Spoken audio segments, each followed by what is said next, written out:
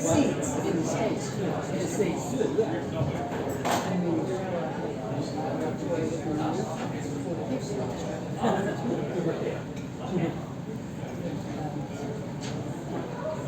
that's a deal breaker for me. Because if you're in, I've done more than once. If somebody's, yeah. If somebody's, you know, living there for I mean, that's true. But it means a lot to us. So I actually looked at Thank you so much, everyone. Next, we will hear from Kent Lamoureux on our special events chair. Thank you.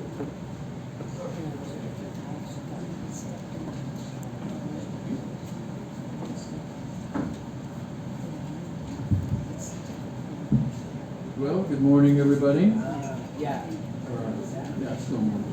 I just wanted to give you more of an update than last time on our upcoming events. Things are starting to come a little bit into focus. It's kind of weird having to do so many events simultaneously as we get along. It should probably get a little easier. We'll do them one at a time, but right now, starting up as we're working on a whole lot of things at the same time. And some of it is finally starting to come together, and I know some of you are planning around, for instance, Christmas time and maybe friends or family coming in town, so you'd like to know when certain things are going to be, and believe me, we understand that. So as soon as we've got dates nailed down, you will know. So let me just quickly run through what we've talked about in the past. First of all, I do want to sort of talk a minute about the one event we finally had, our first event, which was the social at Cha-Cha's. I got to tell you, it was a great evening. We sold out. We sold every ticket. The food was fantastic. At the last minute, Dave was able to get us some live music that turned out to be just a wonderful addition to the thing. People just had a great time. Everybody I talked to had nothing but positive comments. It was a lot of fun, and I guarantee you we'll be doing more of those in the future. Don't want to do it too often, but that was fun, and we learned a lot of things, and we'll do that again. So let's hope we have the same success moving forward. We talked about a wine tasting. We are still working on a wine tasting. And I would tell you that it's not cast in stone, so don't hold me to this, but there is a possibility that we will be doing a wine tasting at the new Malia Hotel. I don't know if any of you have been in the Malia Hotel. It is a gorgeous place, and they do a fine job with everything they do. Their food is phenomenal. It's wonderful. Get a chance to hop in there and see what it's like. Don't pass it up. And there is talk, and I hope we can get it nailed down, but that will be an awful lot of fun. And most likely up on the top of the building where we have a view of the city at the same time, I think it could be a lot of fun. So for all of you that enjoy wine, you might want to keep that in the back of your heads, and we'll let you know. Christmas party. We have booked December 3rd for the Christmas party, but we're still working out the details, so I wouldn't tell you that it's 100% nailed down yet. The location, dates, that's the kind of stuff that just doesn't come together until we're happy with all the other pieces of the puzzle. So right now, though, we are looking at December 3rd as the date for the Christmas party. The Christmas lunch has been booked for December 17th at La Cristal, where it's been done before. We are still negotiating on that one. We've learned in the past that working with La Cristal is a process, and we are still in that process. So as more comes, we'll know. But we have actually booked that date, and it looks pretty good. The market tour that we talked about still scheduled for after the first of the year. Jim Anthony is currently in the States taking care of some stuff, and he is due back next month, and then he will get to work on that and let us know. He's looking forward to that a lot. That was a very popular event when we did it before, and he's going to put together another one for us, and we'll plan that for sometime right after the first of the year. The last event is actually one that we've also done in the past, and that's the big picnic slash barbecue out at Horizon Resort. That's a wonderful place. If you have not been there, it's worth checking it out sometime. It's certainly worth going. It's a beautiful, beautiful place. They have done a magnificent job there. We went out this last Monday and met with them. They've bent over backwards to take care of us. They're really anxious to have us there. I don't think there's going to be any issues. We should have that one in the bag very soon. We're talking with Duke's about handling the food for us, the barbecue part of it, which they have done before and everybody loved. So it's coming together very nicely. There could be a couple of other little surprises which we may incorporate with it that I'm not prepared to tell you right now. But they have done a lot of work there during COVID. They didn't stop. They do incidentally have a staff. I was sort of interested to find this out. I asked, and they have 40 full-time gardeners working at this place, and it shows. It's really a neat facility. They've added some new things, taken away some things, so there's different things for you to see if you've been out there. She also says that they have a number of animals that are expecting, and by the time that we are there, they will have lots of little new animals in their petting zoo for everybody. If you like that kind of thing. Animals are kind of hard not to like. Let's see. So anyway, it looks like it's all coming together. We have booked it now for November 5th, which is a Saturday. The problem with that is that we also have a breakfast on the 4th. So we're looking at maybe trying to switch that to the 29th of October and just sort of get it off and not have back-to-back events on 2 days. So that we should have an answer for very shortly. And again, one of these things that's really close to being done. And we should have the final results for you very, very soon, and of course we'll publish everything in the newsletter as we know it. That is an event, I would tell you, that we need help on. It's a big event, and it takes some extra hands to pull it off. So if anybody can give us a day or two, or give us the day to help us make it happen, please get in touch. Let Dave know, myself know. We really welcome the help, so thank you for that. I did want to sort of let you know, oh, wait a minute, got one more possibility here.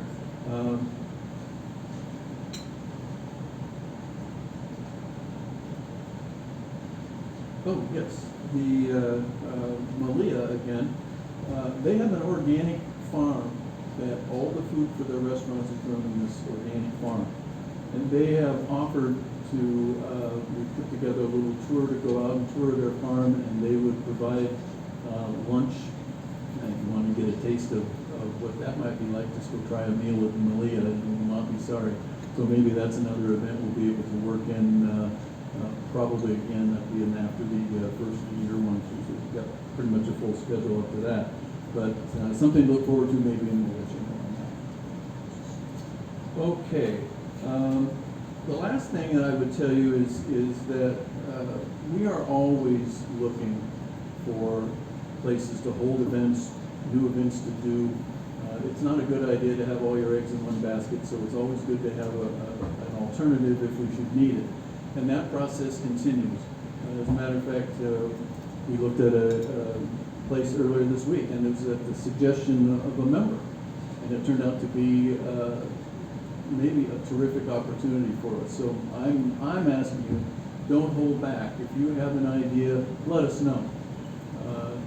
You never know, it may turn out to be the best thing that ever happened to us, and no idea is a bad one. So if you've got an idea for a place or an event, we do listen, we do follow through, and I think you're going to see in the future that a lot of those ideas don't come from us, they do come from you, and all we have to do is act on them. So again, if you have one of those, either let Dave or myself know. I'm going to be around after the meeting for a little while if you need anything, or just get in touch through the website. We'd be happy to follow through on whatever you bring up. Thank you.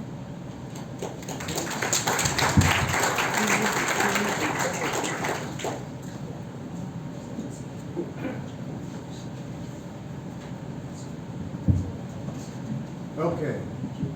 How many of you guys have had trouble with ticket taker? I don't know which moron picked that place, but he ought to have his butt kicked. Who was that, Laura? Laura. Dorning. Who picked Ticket Tailor anyway? You did. I did. I confess. We first used, I'm going to spend a few minutes on it because we did such a dreadful job of rolling it out and asked some questions and explained what we're trying to accomplish. We first used Ticket Tailor in 2019 at the Christmas luncheon, and we sold about 70% of our tickets online, and it worked very, very well. As we've come out of the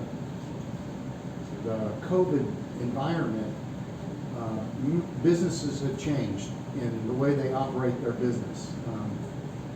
We were very spoiled for breakfasts for a long time because we had a Western business owner that understood us, and he had been doing it for a decade, or more than a decade actually.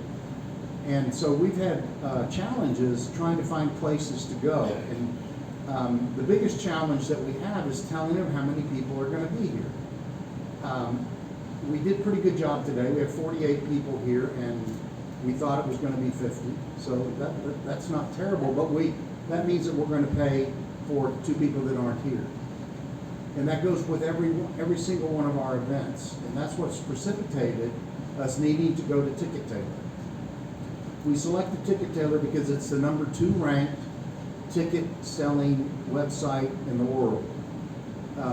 It's behind another website, but the other website costs 41% more to use. Ticket Tailor is tied to PayPal, which is the number 1 international money transfer for retail items in the world. The other site has another business just like PayPal that's actually rated higher than PayPal. But again, it costs more to do business with them. So we ended up with Ticket Tailor because it was number 2, and we thought that more people had PayPal accounts than any other accounts because we don't really have any choice about this. We'll always take cash at the door for things like new members that want to come in. But we have to have a head count for these things, or we just can't continue to have them. So we understand that the majority of the problems are with Bangkok Bank cards. From the emails that we've gotten. What Bangkok Bank has told us is if you dial 1333 and tell them to turn on international purchases on your debit card, that will work. Now I don't know if that's true or not, but we are continuing to work through this, and we really need to perfect this system. So that's where we're at. That's the history. That's why we do it. And I just wanted to give you guys a chance because I know there's been a lot of conversation about this to make suggestions, find out. Yes. Dave, can I just ask a question?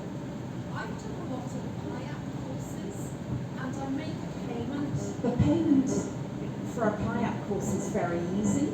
You can do a bank transfer straight from your timer to Kayak's bank. Right. There's no 20 baht charge on it. Right. It seems to be instantaneous. Okay, we did that for a long time. The problem is with the bank, if I get let's just say we're selling tickets for 100 baht today, okay? And 100 people sign up. I get 100 deposits, but I have no idea who they're from because the bank doesn't tell us the source. And we originally had people email the ticket in so we knew who bought a ticket online, but it just doesn't work. We can't get people to send that stuff in. We're looking at a new bank now. Hopefully their QR banking system identifies the sender. And if that's the case, we would love to go just to a QR account sender. But right now, Bangkok Bank, who we do business with, they don't identify. If you sent me money, it would just say deposit July 23rd, 4th, whatever it is today. That's all it would say. It wouldn't say it came from you, or wouldn't say what it was for. And even on the statements. So it just causes so much confusion. We would never know who had paid and who hadn't. But we are looking at a new bank to see if we can find a bank that's more accommodating to us. Because another member mentioned in a letter to me that The reason Bangkok Bank is such a pain and why you can't pay certain bills on it is because the people won't pay them enough commission. So, because I know I can't pay our electric bill, I've got to send it to Ella's work account so she can pay it from Kroon Thai Bank. Anyway, we're looking for a new bank. What else? Can I just share that I have used Bangkok Bank credit card to purchase this ticket? And apart from the fact that everything came up in Thai, I had no difficulty with that. It just took my money. So that was a credit card as opposed to debit card.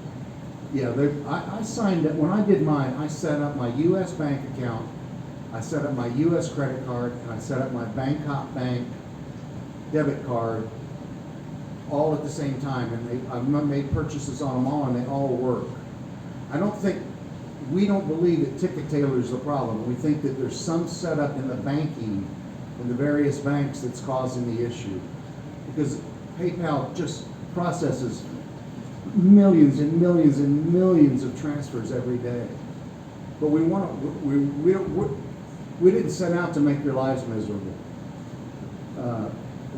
We set out to try to solve a problem, and we've just done a terrible job at rolling it out. Dave, Yes. in response, I found that you could get English, it's down, way down in the right-hand corner. Not where you would normally expect. I didn't have a problem with it. Oh, I thought you said that everything was in Thai. Walking up in time, but I managed to negotiate. Any other questions?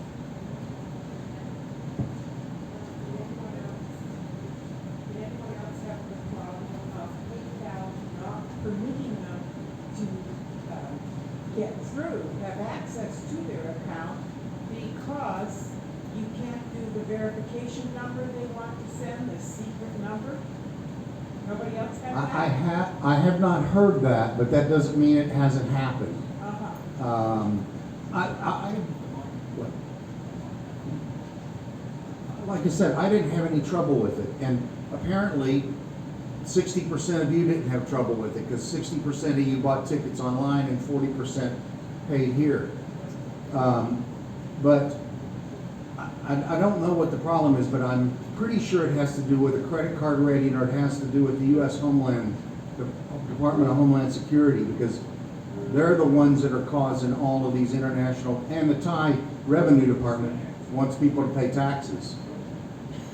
So I'm not sure, and if anybody knows any other place to try, we are up for giving anything a test.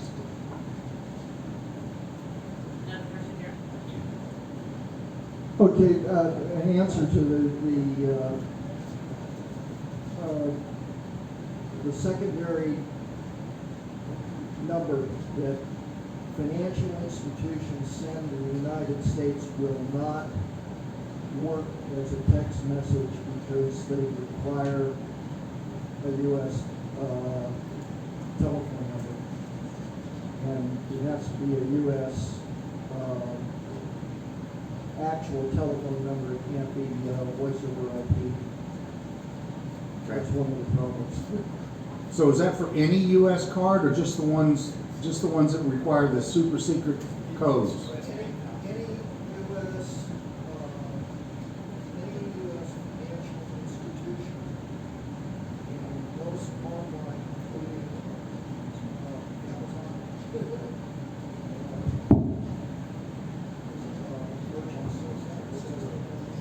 Okay, my bank gives you the choice of a text message or an email. When I set mine up, I did get that, but I could get it by email or text message. Maybe all banks don't offer that. Some banks do, but I ran across it with Wells Fargo. That's One of the biggest banks on the West Coast. I will work with you, Dave, about this. PayPal is actually does not want to do business in Thailand, you know. So they have, I work with a lot of companies here, and we're transitioning to a company called Payoneer. So their PayPal doesn't, because of the taxes, PayPal is pulling out of Thailand in general, because something with they weren't charging the VAT or something like that, PayPal pulled out and creating a problem. So that probably is the problem that they're creating with that. They don't really want to do business here as much anymore. But I do have some things some solutions I'll get together with you and maybe can help out with this. The other suggestion is that as an American expats, we all run into problems with our own banks in the States. So a solution for you is that the State Department has a credit union that you can easily apply for, and they're very user-friendly living outside the United States. Most of the financial institutions do not want to deal with Americans living outside the United States because of the FATCA requirement for the reporting that they have to do back to the United States. So even banks in the United States don't want to deal with Americans, outside the United States. Wells Fargo is clearly one of them. If you have a Wells Fargo account and found living outside the United States, they'll close your account. So it's probably a combination of everything, but I think I can work with you guys and come up with a We'll have to find a new ticket service as well, because Ticket Taylor's only payment source is PayPal. So if we find that we're gonna need a new payment service, we're gonna have to find a new ticket issuer as well. And you mentioning that brings something to my mind. I bank at a place called USAA, which is for ex-military personnel and Department of Defense people. So they may have the same type attitude that the State Department bank does, because they deal with retired military people all over the world. So the military has a good USAA bank is going to handle that, but in most cases, you don't really want to let your American banks know you live outside the United States. If you have a problem with receiving a PIN and you mess up with the passcode, they're looking for that because they have a requirement to report that you live outside the United States. So a lot of the banks will close that. But if you go in the State Department, Federal Credit Union, you can go on the website, you'll qualify to open an account, they'll send your information here, and they're open 24 hours a day for customer service. So it's really, you don't have to wait till 2 o'clock in the morning to get a solution. Thanks, Ken. I'll put that in the newsletter, that website, for you guys to take a look at if it makes sense for you. But if anybody comes up with anything that will make this thing smoother, we're up for making it smoother. And like I said, we may solve the problem by going to another bank. And because if they would just tell us who sent us the money, we could use QR codes, and that would be so much easier than anything, and with no fee. That would be ideal. But it was quite a challenge when we sold 70 tickets to the Christmas luncheon in 2019, and no names came with them. And about half the people sent copies of their transfers, so the other 30 or 35 people were mystery guests. All right, any other questions?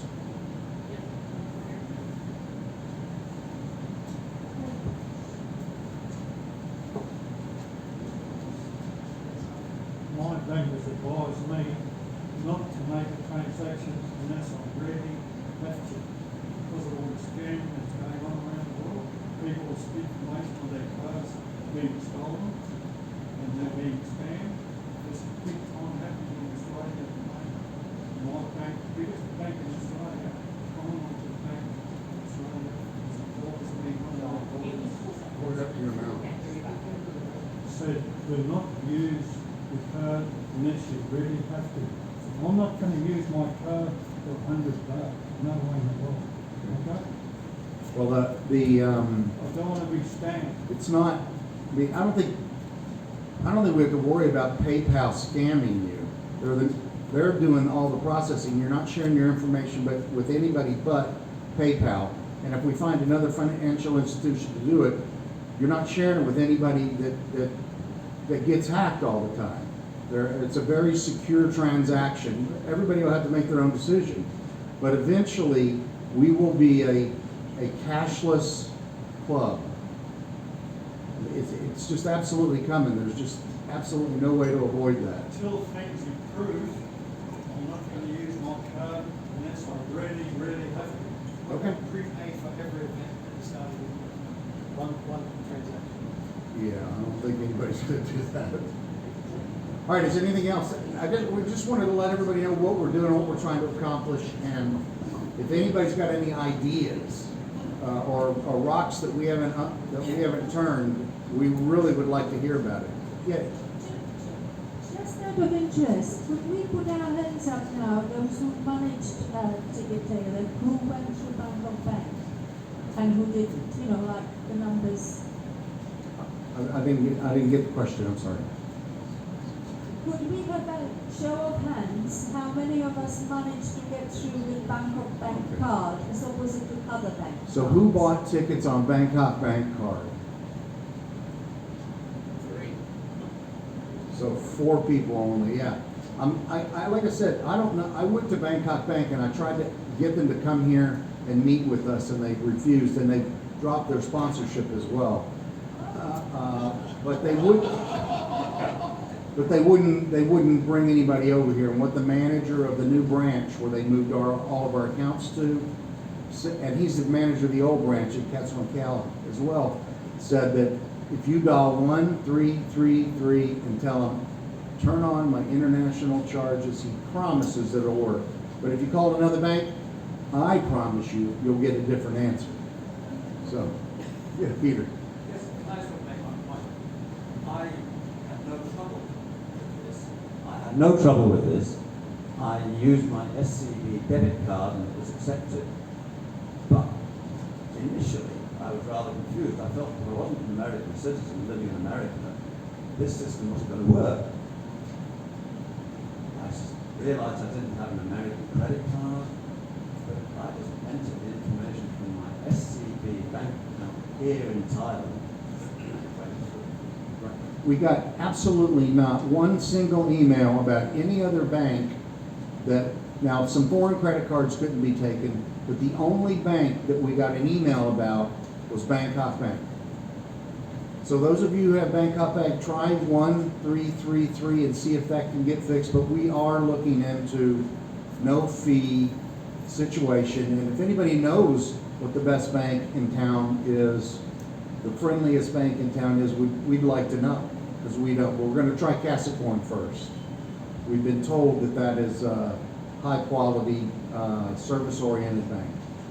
Okay, I've taken up way more than my time. If you guys got anything, info@chiangmaiexpatsclub.com, just send us. If you've got an idea, if you've got a thought, if you have a problem, let us know. Thank you.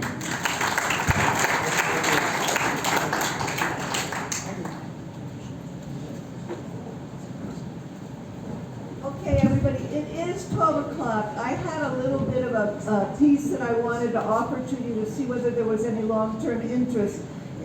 It's about 5 minutes. Are you willing for me to go forward?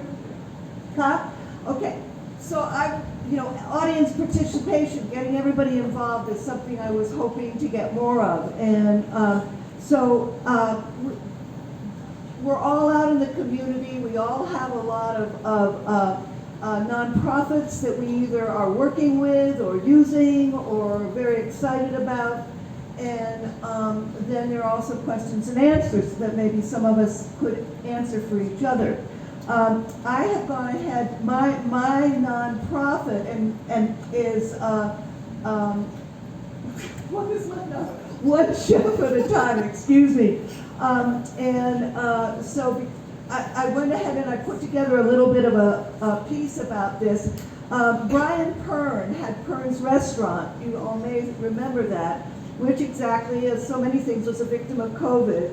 And he, behind the scenes, he was running this One Chef at a Time program, training disadvantaged adults who were interested in becoming chefs.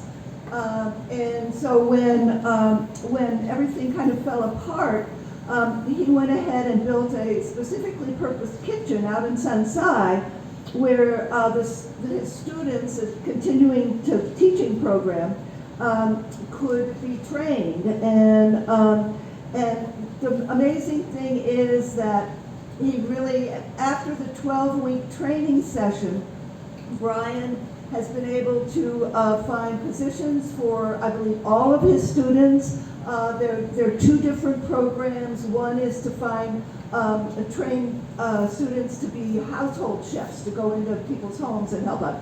and others are to really high level, go into hotels and restaurants as chefs. So you've seen kind of rolling through, there's some information there, it's one chef at a time. If any of you have somebody that you would like us to consider, like in a 3 minutes piece, please get in touch with me and we can work together. I can even put together a short little video. Shane will put together. By the way, we are so blessed to have Shane. He's in the background, but he is essential to making everything work for us. So please give Shane a hug. Okay, everybody, I will let you go. Thank you for being here. You've been amazing. This has been a real experience today, and the fact that we ran over time is amazing. Have a wonderful month, and I hope to see you soon. Bye-bye now.